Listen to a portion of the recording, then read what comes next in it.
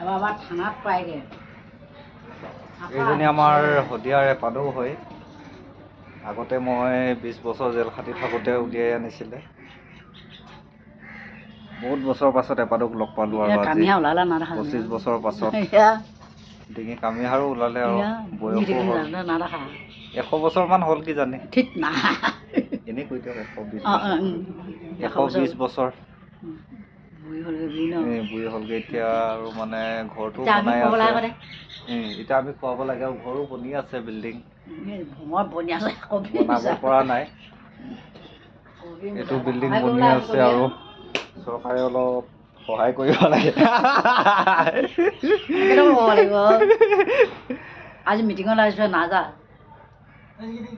কি জানি নাজানো নহয় আমি গাঁৱত থকা মানুহ যে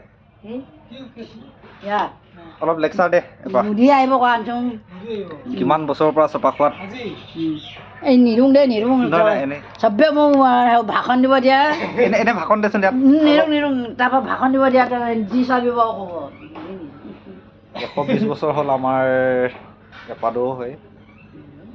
মই আগতে 20 বছৰ লাইফ জেল খাটোতে অনা জেলৰ পৰা বহুত বছৰ পাছত আজি আহিলোঁ। কোনেও মেইন খুৰীয়েক দদায়েক এপাক আছে নোৱাৰিলে কোনো